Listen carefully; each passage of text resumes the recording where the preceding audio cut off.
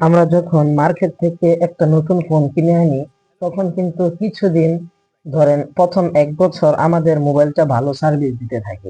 কিছুদিন পরে, কয়েক মাস পরে, ধরেন 1 বছর পরে মোবাইলটা আর ওরকম সার্ভিস দেয় না। তো কি জন্য এমনটা হয়? মোবাইলটা কিন্তু আগুনের মতো বরফ হয়ে যায়।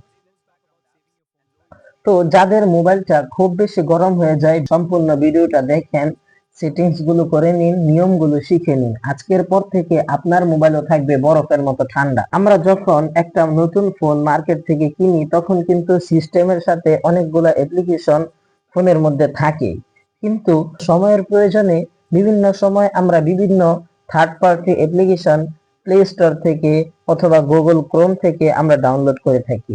যখন আমরা ওই অ্যাপ্লিকেশন গুলা ডিলিট করে দেই, ডিলিট করার পর আমরা ভাবি হয়তো বা অ্যাপ্লিকেশন গুলা আমাদের ফোন থেকে একেবারে ডিলিট হয়ে গেছে, কিন্তু আমরা জানি না যে আমাদের ফোন থেকে সফটওয়্যার গুলা, অ্যাপ্লিকেশন গুলা একেবারে ডিলিট হয় না, বরং এগুলা একটা জায়গায় গিয়ে ক্যাশ মেমো হিসাবে জমা হতে থাকে।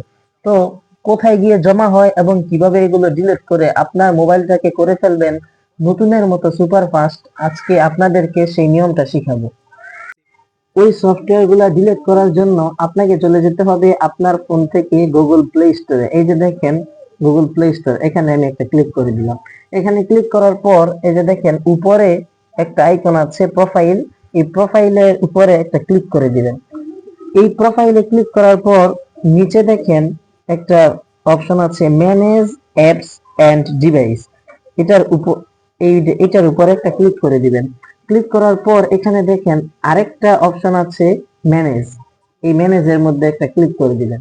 ক্লিক করার পর আবার দেখুন এখানে একটা আছে দিস ডিভাইস, এই দিস ডিভাইসে একটা ক্লিক করে দিবেন।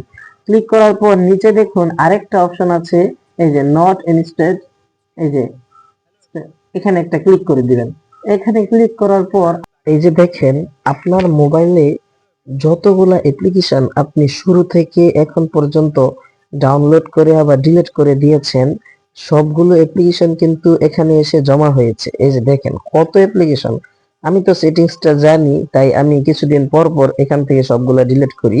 আপনি তো জানেন না, বিশ্বাস করেন, আপনার এখানে কমপক্ষে 250-300 সফটওয়্যার রান করতে থাকে। আমি এখান থেকে সবগুলোকে টিক মার্ক দিয়ে দিচ্ছি। এই যে দেখেন আমি সবগুলোকে টিক মার্ক দিয়ে দিচ্ছি।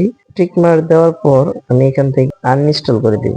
এই যে দেখেন মাত্র 17টা, আপনি এখানে লক্ষ্য করেন, এই দেখেন 17 সিলেক্টেড, 17টায় কত জিবি হয়ে গেল, এই যে 4.9, মানে 5 জিবির কাছাকাছি। ধরতে গেলে আর একটু হইলে, আর দুই একটা সফটওয়্যার হলে 5 জিবি হয়ে যেত। মানে ও আপনার মোবাইল থেকে 5 জিবি অলরেডি খেয়ে নিচ্ছে। তো আপনি এখান থেকে, আপনার আরো বেশি হবে আশা করি, আপনি এখান থেকে এই যে ডিলেট যে একটা অপশন দেখতেছেন না, এই ডিলেটে ক্লিক করে দিবেন। আমি ক্লিক করে দিলাম। তারপরে এই যে রিমুভ, ডিলেটে ক্লিক করে দিবেন। ক্লিক করার পর যে রিমুভ দিয়ে দিবেন। রিমুভ, এখন দেখেন সবগুলা সফটওয়্যার এখান থেকে ডিলিট হয়ে গেল। তারপর এখান থেকে একেবারে বের হয়ে আসবেন। বের হয়ে আসার পর, আপনার দ্বিতীয় যে সেটিংস, এটাও কিন্তু খুব গুরুত্বপূর্ণ একটা সেটিংস। আর এটা হলো, আমরা যখন একটা অ্যাপ্লিকেশনের মধ্যে ঢুকি, ধরেন আমি গুগল ক্রোমে ঢুকলাম, আমরা কিন্তু হোম বাটনে ক্লিক করে বের হয়ে আসি। প্লে স্টোরে ঢুকলাম, হোম বাটনে ক্লিক করে বের হয়ে আসি। কিন্তু আমরা যখন বের হয়ে আসি, তখন কিন্তু এই সফটওয়্যার গুলা মোবাইল ব্যাকগ্রাউন্ডে রান করতে থাকে, যাতে করে আমাদের হার্ডওয়্যারের মধ্যে বিশেষ একটা চাপ তৈরি হয়। এই যে দেখেন আমরা 3 নাম্বার যে বাটনটা আছে না, নিচে যে 3টা বাটন, এই 3টা বাটনে যে 3 নাম্বার বাটনটা আছে, এই যে এটা, এই বাটনের মধ্যে একটা ক্লিক করে দিবেন। ক্লিক করার পর দেখেন সবগুলো সফটওয়্যার কিন্তু এখানে রান করতেছে। আপনি এখান থেকে একটা একটা করে ডিলিট করতে পারেন, অথবা এই যে ডিলিট যে অপশনটা দেখতেছেন না, এই ডিলিটের মধ্যে ক্লিক করে আপনি সবগুলা ডিলিট করে দিতে পারেন। তো এখান থেকে সবগুলা ডিলিট করে দিবেন। এখন এখান থেকে সবগুলো ডিলিট করে দিবেন। আমি এখান থেকে অল ডিলিট দিয়ে দিলাম। দেখেন আমি এখান থেকে অল ডিলিট দিয়ে দিলাম। অল ডিলিট দেওয়ার পর আপনি এখান থেকে বের হয়ে যাবেন। এখন আপনাদেরকে বলবো মোবাইলের সব থেকে গুরুত্বপূর্ণ সেটিংস, মোবাইল গরম হওয়ার সবচেয়ে বড় যে কারণ, ওই কারণটা দেখেন, আমরা যখন আমাদের কোনো প্রিয়জনের সাথে অথবা গুরুত্বপূর্ণ কোনো কথা বলতে থাকি কারো সাথে, তখন যখন দেখি যে মোবাইলের চার্জ এখন অনেকটা কমে গেছে, 10%, 5% চলে আসছে, তখন আমরা কি করি, চার্জারটা মোবাইলের সাথে কানেক্ট করে তারপর আমরা তাদের সাথে কথা বলতে থাকি, অথবা যারা গেম খেলে তারা গেম খেলতে থাকে, নাটক, মুভি, শর্ট ভিডিও দেখতে থাকি। এই কাজটা ভাই একদম ভুল, এবং এটা হচ্ছে মোবাইলের জন্য মারাত্মক একটা ভুল। এই কাজটা যে করবে আমি গ্যারান্টি দিতে পারি তার মোবাইল বেশি দিন টিকবে না।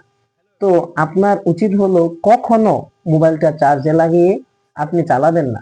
মোবাইলের বিশেষজ্ঞরা তো বলেন মোবাইলটা যখন চার্জ দিবেন পাওয়ারটা অফ করে যেন চার্জে দেওয়া হয়। আবার আমরা অনেকে কি করি, আপনার যতগুলা কানেকশনের অ্যাপস আছে, ধরেন ব্লুটুথ, পরে মোবাইল ডাটা, ওয়াইফাই, সবগুলা কানেক্ট করে তারপর আমরা আমাদের মোবাইলটা চার্জে দিই। আমরা তো আর মোবাইলকে একেবারে বন্ধ করে তারপর চার্জে দিতে পারবো না, যেহেতু আমাদের অনেক প্রয়োজন আছে।